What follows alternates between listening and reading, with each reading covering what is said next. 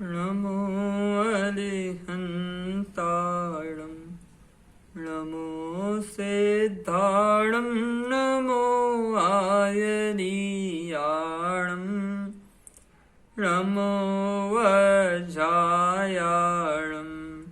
नमो लोये सविशाहुणम्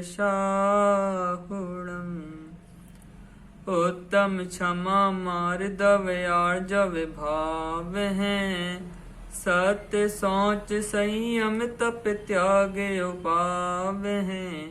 आकिंचन ब्रह्मचर्य धर्म 10 सार हैं, चहुगत दुख तय काढ़ मुक्ति करतार हैं। वीतरागी देव। हे आत्मार्थियों, आज से 10 लक्षण महापर्व प्रारंभ हो रहे हैं। ये धर्म के 10 लक्षण हैं। धर्म 10 नहीं है, धर्म की पहचान की ये 10 लक्षण हैं कि धर्म मुझ में प्रकट हुआ या नहीं हुआ, इसकी पहचान करने के लिए ये 10 लक्षण धर्म हैं। अब ये महापर्व कहलाते हैं। ये महापर्व क्यों कहलाते हैं कि जो पर्व है ना, ये पर्व शब्द पौर से बना है। पौर मतलब क्या होता है कि जैसे गन्ने के बीच में जो संधि होती है ना, जो गन्ने के बीच में आपने देखे होंगे, बीच बीच में गोल गोल रहते हैं, गोल गोल रहते हैं गठान, तो वो पौर कहलाते हैं। इसका मतलब क्या होता है? संधि, मिलान। और इससे क्या बना है? पर्व बना है। जो पर्व मुझे अपनी आत्मा से मिलान कराते हैं, मेरी अपनी आत्मा से संधि कराते हैं, इसीलिए क्या है? ये महापर्व हैं, है ना। तो मेरी आत्मा से मिलान कराने के कारण ये महापर्व हैं। अब हम, आपके मन में एक प्रश्न उठ रहा होगा कि हम धर्म क्यों करें, है ना, कि इससे क्या होगा? तो कहते हैं धर्म करत संसार सुख, धर्म करत निर्माण। कितने फायदे गिनाए? 2 फायदे। कौन कौन से? एक तो है साक्षात फल और दूसरा है परंपरा फल। साक्षात फल क्या है कि धर्म करत संसार सुख। संसार सुख कैसे प्राप्त होगा? कि ये जो क्षमा आदि हम धारण करेंगे, इससे क्या होगा कि पुण्य बंध होगा। पुण्य बंध से क्या होगा कि पुण्य बंध से हमें अनुकूल सहयोग मिलेंगे यहां पर इस लोक में। तो उससे क्या होगा कि संसार सुख हमें प्राप्त होगा। और सबसे बड़ा फल क्या है इसका? सबसे बड़ा फल है धर्म करत निर्माण। मतलब परंपरा से ये हमें मोक्ष को प्रदान करने वाले हैं। अब आगे आपके मन में एक प्रश्न उठ रहा होगा कि धर्म हम कैसे करें, है ना। आज हमें उत्तम क्षमा की चर्चा करनी है, उत्तम क्षमा का दिन है, तो धर्म कैसे करें, है ना। तो कहते हैं धर्म करने के लिए हमें कुछ भी नहीं करना। अरे पंडित जी कैसी बात करते हो, धर्म करने के लिए कुछ कैसे नहीं करें, है ना। पूजा पाठ तो करेंगे, है ना, कि हम विधान करेंगे, मंदिर विधि करेंगे, आहार देंगे, कुछ तो करेंगे ना। तो कहते हैं धर्म अपनी आत्मा का स्वभाव है ना। इसको धारण करने के लिए कुछ नहीं करना है। ये अपने अंतर का धर्म है ना। इसमें बाहर कुछ भी नहीं करना है। जैसे उदाहरण देखते हैं, पानी जो गर्म हो चुका है उसको ठंडा होने के लिए क्या करना है? कुछ नहीं करना है। जैसे आग है, आग का धर्म क्या है? उष्णता है। उस आग को गर्म होने के लिए क्या करना है? कुछ नहीं करना है। तो और उदाहरण देखते हैं इसके लिए। जैसे एक मूर्तिकार है ना। मूर्तिकार है तो उस मूर्ति के पाषाण में वो क्या देखता है कि वो पाषाण जो पत्थर है उसमें वो मूर्तिकार एक मूर्ति देखता है ना, कि इसमें ये मूर्ति है। तो फिर वो करता क्या है? मूर्ति बनाता है क्या? कि नहीं, वो मूर्ति बनाता नहीं है। वास्तव में जो मूर्ति के अलावा उसमें जो अतिरिक्त पत्थर हैं, जो उसमें अतिरिक्त लगे हुए हैं, उनको हटाते जाता है। तो क्या हो जाता है? मूर्ति प्रकट हो जाती है। ऐसे ही मुझ में जो अतिरिक्त चीजें हैं, अतिरिक्त चीजें क्या है मुझ में? कि कि मोह राग द्वेष आदि जो हैं ये मुझसे अतिरिक्त हैं, इनको क्या करना है, मुझे बस दूर करते जाना है, दूर करते जाना है। तो क्या हो जाएगा कि मेरा जो धर्म है वो मुझ में प्रकट हो जाएगा। अब आगे देखते हैं हम कि जब भी शास्त्रों में इन धर्मों की चर्चा चलती है तो इसे मुनि धर्म की अपेक्षा से वर्णित किया जाता है कि ये धर्म मुनियों के होते हैं।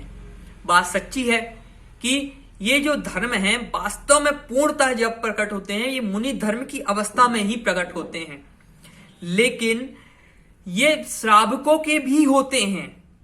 कैसे श्रावकों के होते हैं कि भूमिका अनुसार श्रावकों को भी ये धर्म होते हैं, ये सच्ची बात है ना। जैसे पूजन में भी कहा है, घर ते निकारें तन विदारें वैर जोना तहां धरें। यहां पे किसकी बात करी, घर ते निकारें। अरे मुनिराज तो पहले ही ग्रह का त्याग कर चुके हैं, उनको कैसे घर से बाहर निकालेंगे, है ना। तो ये तो श्रावकों की बात है। जब श्रावक को घर से कोई बाहर निकाल दे, तन का विदारण कर दे, हमें छेद दे, भेद दे, तो भी क्या नहीं करना हमें कि बैर जो ना तहां धरे, है ना। बैर जो नहीं धरता है उसकी क्या होती है, सच्ची क्षमा होती है। देखो आज उत्तम क्षमा का दिन है। क्षमा जो होती है वे मिथ्या दृष्टि के भी होती है ना। आप लोग कई लोगों को देखोगे कि जो कहेंगे कि जाओ तुम्हें क्षमा कर दिया, है ना, जाओ तुम्हें छोड़ दिया, ऐसे कई मिल जाएंगे। तो ये क्या उनकी सच्ची क्षमा है, ये उत्तम क्षमा है? तो कहते हैं नहीं, ये उत्तम क्षमा नहीं है। अरे उत्तम क्षमा मतलब क्या, उत्तम मतलब क्या कि सम्यक दर्शन ज्ञान चारित्र के साथ जो क्षमा होती है वो होती है उत्तम क्षमा। और ये उत्तम क्षमा वास्तव में ज्ञानियों के ही होती है, मतलब जिनके अनंतानुबंधी कसाय का नाश हो चुका है उसको ही सच्ची क्षमा प्रकट होती है। ऐसी उत्तम क्षमा देखो वास्तव में 4 गति के जीवों के ऊपर क्षमा करना, उनकी रक्षा करना क्या है, उत्तम क्षमा है। 6 कायिक की जीवों की रक्षा करना क्या है, उत्तम क्षमा है।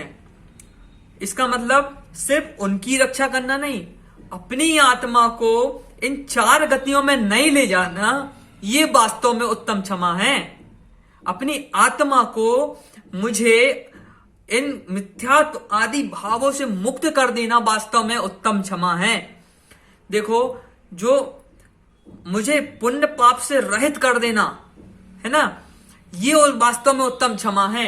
अपनी आत्मा की बात सुनना, अपनी आत्मा पे दया करना, वास्तव में ये उत्तम क्षमा है। उत्तम क्षमा किसकी होती है कि वास्तव में ये उत्तम क्षमा ऐसे ऐसे ज्ञानी मुनिराजों की होती है जिन्हें सम्यक दर्शन ज्ञान चारित्र की प्राप्ति हो चुकी है, जो बहुत जल्द मोक्ष जाने वाले हैं, उनकी ये उत्तम क्षमा होती है। वास्तव में क्षमा क्या है कि प्रतिकार की क्षमता होने पर भी प्रतिकार नहीं करना, अपकार का वहन करना, ये क्या है, उत्तम क्षमा है। मतलब समर्थ होने पर भी बदवंदन सहना, ये वास्तव में उत्तम क्षमा है। हमारे जो मुनिराज होते हैं, ये मुनिराज कैसे होते हैं, हम यहाँ पे मुनिराजों की मुख्यता से चर्चा क्यों कर रहे हैं, क्योंकि ऐसी क्षमा हम में भी प्रकट हो, इसीलिए हम इनकी चर्चा कर रहे हैं कि कैसे हैं मुनिराज कि ऐसी उंगली कर दें तो दीवार गिर जाए, अंगूठे से जरा धरती को धसा दें तो भूकंप आ जाए। ऐसी ऐसी मुनिराजों के पास रिद्धियां होती हैं कि क्रोध से सामने वाले को देख लें बस तो सामने वाला भस्म हो जाए। लेकिन इतनी सारी रिद्धियां होने पर भी हमारे मुनिराज इन रिद्धियों का प्रयोग नहीं करते, है ना। तो क्या करते हैं कि अगर कोई उन्हें उपसर्ग करता है तो करे। राजा श्रेणिक ने यशोधर मुनिराज के गले में सांप डाल दिया, 3 दिन तक वो सांप डला रहा, चींटियां झूम गई पूरे शरीर में, कोई आंख में जा रही है, कोई नाक में जा रही है, कोई कान में घुस गई है, चींटियों ने काट काट के पूरा शरीर लाल कर दिया है, तो भी कैसे हैं वे, आत्म ध्यान में मग्न हैं। ऐसी उत्तम क्षमा होती है। इतने मग्न कैसे रह लेते हैं? क्योंकि इन्हें सिर्फ अपनी आत्मा की खबर है ना। ये सामने वाले को नहीं देखते, ये सिर्फ अपनी आत्मा को देखते हैं, इसलिए इनकी उत्तम क्षमा होती है। फिर जब क्या हुआ कि रानी चेलना ने उनका उपसर्ग दूर किया और सैनिक भी उस समय उपस्थित थे, तो दोनों को कैसा आशीर्वाद दिया आपको पता है? धर्म वृद्धि रस्तु, मतलब दोनों के धर्म वृद्धि हो। देखो, कोई तो हमारे ऊपर उपसर्ग करे तो हम कैसा बैर धारण कर लेते हैं। वास्तव में ये क्रोध, जो क्रोध है ना, ये इसके बहुत सारे प्रकार हैं। बैर, विरोध, चिलचिलाहट होना, है ना। तो ये सब क्या है? इसके ही प्रकार हैं। इसमें सबसे खतरनाक जो है वो है बैर। ये हमें कभी भी धारण नहीं करना चाहिए। देखो, जो क्रोध आदि होते हैं ना, वास्तव में ये मुझ में दिखते तो हैं, लेकिन ये मुझ में होते नहीं हैं। जैसे उदाहरण के माध्यम से देखते हैं, मैं तो कैसा हूं कि ज्ञान स्वभावी हूं। ज्ञान स्वभाव को आचार्यों ने जहां तहां दर्पण की उपमा दी है। अब दर्पण के उदाहरण से ही देखते हैं कि जैसे कोई दर्पण है, उसके ऊपर अगर काला कपड़ा लाया जाएगा तो दर्पण कैसा दिखेगा? काला दिखेगा। और नीला कपड़ा लाया जाएगा तो नीला दिखेगा। लेकिन दर्पण कैसा है कि वो तो स्वच्छ है। ये कलर आते जाते रहते हैं, लेकिन दर्पण कैसा है? स्वच्छ है। उसी प्रकार ये मेरे भाव नहीं है, ये तो आते जाते रहते हैं। इससे मेरा ज्ञान स्वभाव मलिन नहीं होता।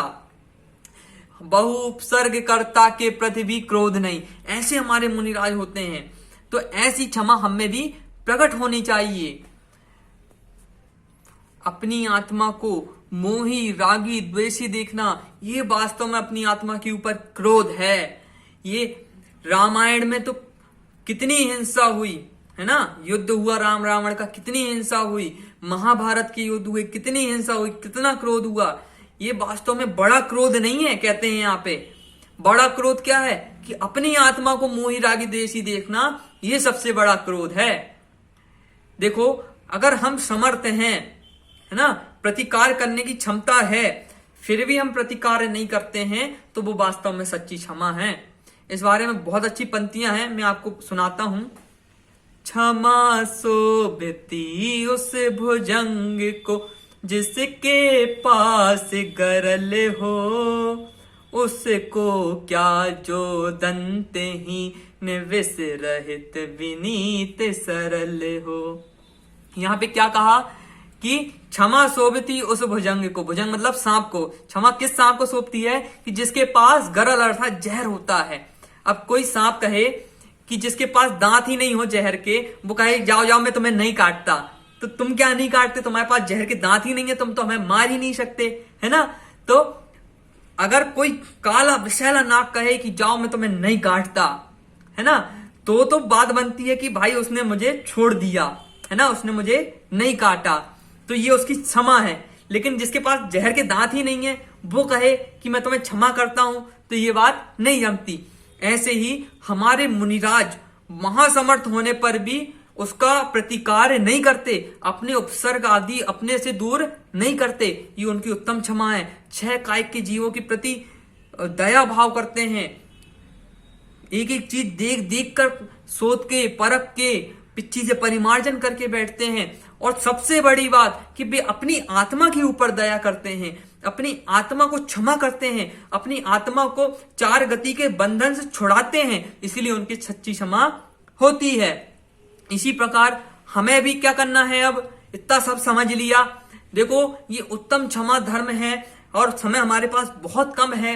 ये घंटों घंटों इसका व्याख्यान चलता रहे, है ना, दिनों दिनों तक इसका 10 दिन व्याख्यान चले तो भी इसकी चर्चा कम है ना, कि पूरी नहीं हो, इतनी चर्चा है।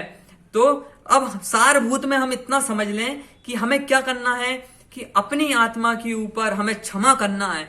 हमने अपनी आज तक सबकी बात सुनी, लेकिन अपनी आत्मा की बात हमने अभी तक नहीं सुनी। अब क्या करना है कि अब हमें अपनी आत्मा की बात सुनना है, उसे समझना है और अपनी आत्मा को इस 4 गति के दुख से, इस मिथ्यात्व से मुक्त कराना है। यही हमारी सच्ची क्षमा होगी और इसी से हमारा आज का दिन उत्तम क्षमा सार्थक बनेगा।